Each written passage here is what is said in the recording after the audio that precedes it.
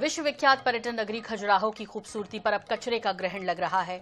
खजुराहो की सभ्यता और संस्कृति देखने जर्मनी से आई एक विदेशी महिला पर्यटक ने यहां की खराब सफाई व्यवस्था पर न सिर्फ चिंता जताई बल्कि खजुराहो के मेयर से सीधे अपील भी कर दी।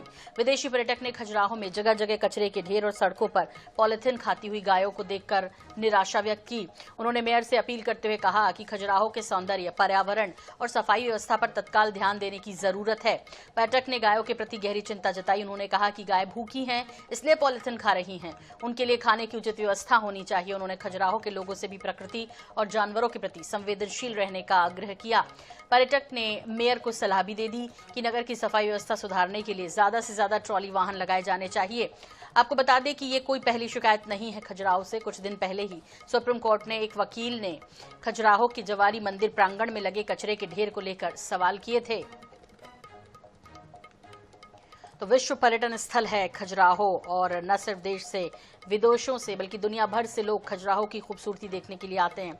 लेकिन जब वो इसके विपरीत ये दृश्य देखते हैं तो उनका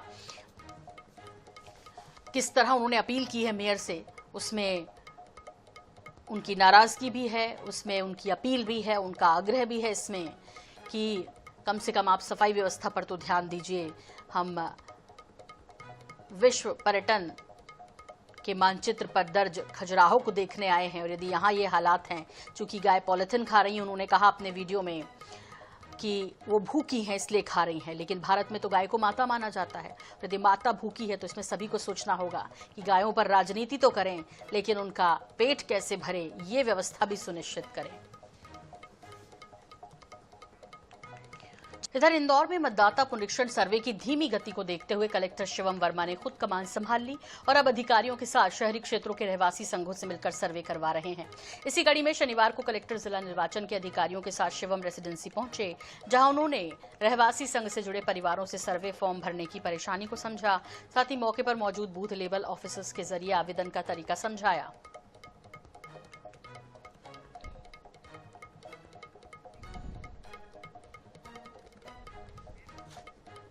बीएलओ मान लीजिए, बीएलओ की मदद के लिए हम लोगों ने उनके लिए सहयोगी दल बना रखे हैं और साथ ही साथ कुछ हम हेल्प डेस्क भी लगाएंगे। जैसे कोई रेसिडेंशियल सोसाइटी है या कोई बस्ती है, वहाँ पे हम लोग ने कुछ छोटे कैंप लगा के ताकि दूसरे विभाग के लोग भी उनकी मदद कर सकें, क्योंकि बीएलओ एक ही व्यक्ति होता है लेकिन उसकी मदद के लिए पूरा सहयोगी दल रहेगा वहाँ पर। तो इस प्रकार के छोटे कैंप्स भी लगाएंगे, उसकी प्लानिंग भी की गई है और हमारा पूरा प्रयास है कि हमारे बीएलओ साथी बहुत मेहनत कर रहे हैं, वो घर घर जा रहे हैं और उनकी सहायता के लिए हम बाकी अन्यत्र दूसरे विभाग या इस प्रकार से हमारे कॉलेज के युवा छात्र सभी लोग को जोड़ के उनकी मदद करने का प्रयास करेंगे। बैंक का लोन न चुका पाने का खामियाजा उज्जैन जिले के सबसे बड़े किसान और कांग्रेस नेता बालेश्वर दयाल जायसवाल को बेशकीमती अचल संपत्ति गंवाकर चुकाना पड़ा।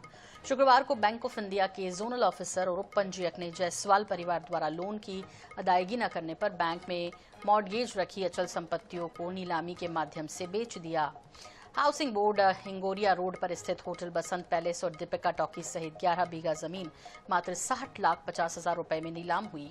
आपको बता दें कि ये दोनों अचल संपत्तियों को लेकर सर्वोच्च न्यायालय, उच्च न्यायालय और ऋण वसूली न्यायाधिकरण में मामला कई साल से लंबित रहा। अंत में 20 नवंबर 2025 को जायसवाल परिवार की अपील याचिका खारिज कर दी गई। वहीं वर्तमान में जायसवाल परिवार 1,000 करोड़ से अधिक की संपत्ति के मालिक हैं।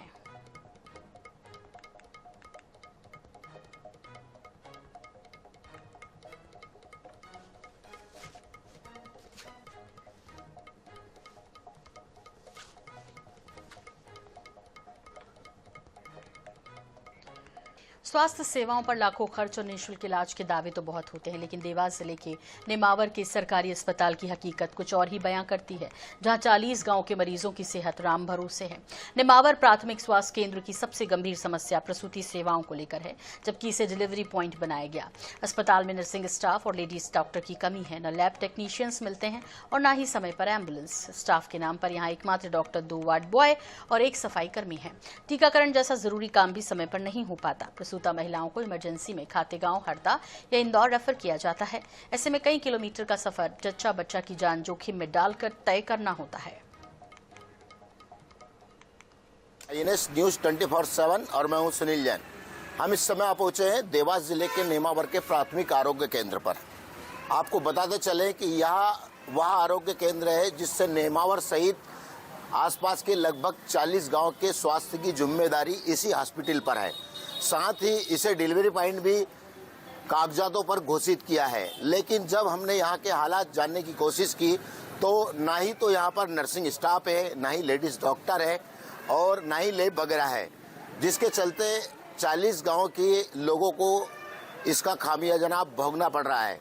जब अधिकारी से इस विषय में हमने डॉक्टर तिवारी जी से इस विषय में हमने चर्चा की तो उनका कहना है कि हमने विभाग के अधिकारियों को हालातों से अवगत करा चुके हैं, लेकिन हालात जस के तस।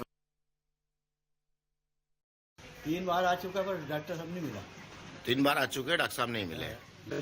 हाँ, अभी तक डॉक्टर नहीं आए। क्या परेशानी थी आपको? शुगर की जांच करवानी थी। अच्छा। पूरे हाथ पैर जलन चल रही शरीर। अच्छा। ये शरीर पर जलन का कारण 3 बार आ चुका है। हाँ, पर डॉक्टर नहीं मिला, आपको इलाज नहीं हुआ। डॉक्टर नहीं मिला। सर देखिए, अभी मैंने फरवरी 2025 से निमावर अस्पताल का प्रभार संभाला है। तब से अभी तक कोई भी नर्सिंग स्टाफ यहाँ पे अवेलेबल नहीं है। जो प्रसव की सेवाएं हैं, डिलीवरी की सेवाएं हैं, जो हमें एक एएनएम है जो कि ट्रेंड है लेबर मतलब डिलीवरी कराने में, उनकी सहायता से हम करा रहे थे अभी तक। तो हमारा डिलीवरी में किसी मंथ 8 हो रहा था, किसी मंथ 10 हो रहा था, मतलब वो भी ट्रैक पे नहीं हो पा रहा था, हमारा टारगेट भी पूरा नहीं हो पा रहा था। और अभी क्योंकि उनका 1 महीने से अभी एएनएम भी नहीं है और उनको अटैचमेंट किया हुआ है, तो अब वो सेवाएं भी नहीं हो पा रही हैं।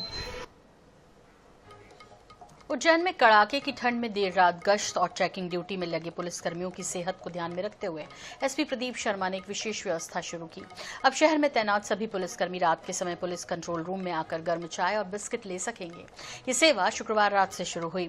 आपको बता दें कि उज्जैन में पिछले 1 सप्ताह से ठंड का प्रकोप बढ़ गया। शीतलहर के कारण स्कूलों के समय में बदलाव किया गया और लोग रात के समय अलाव जलाकर बचाव कर रहे हैं। ऐसे में ड्यूटी पर तैनात पुलिसकर्मियों को ठंड में राहत दिलाने के लिए एसपी की ओर से एक कदम उठाया गया। ये थर्मल पैंटी वैन भी तैनात की गई जो शहर के अलग अलग चेकिंग पॉइंट्स पर जाकर पुलिसकर्मियों को चाय सर्व करेगी। जैसा कि आप जानते हैं कि शीतलहर का प्रकोप जारी है और उस दौरान पुलिस भी अपनी गश्त सक्रियता से कर रही है। उसको देखते हुए प्रत्येक रात्रि में कंट्रोल रूम पर उनके लिए चाय और जो गर्म पेय पदार्थ हैं उसकी व्यवस्था की गई है।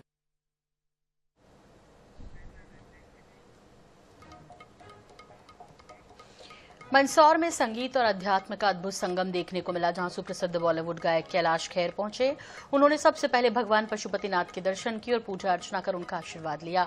कैलाश खेर मंदसौर में चल रहे भगवान पशुपतिनाथ मंदिर के कार्तिक मेले में प्रस्तुति देने के लिए आए हैं। दर्शन के बाद मीडिया से बात करते हुए उन्होंने पशुपतिनाथ की इस पवित्र धरती पर मौजूद होना उनके लिए बेहद खुशी के पल है, ऐसा कहा।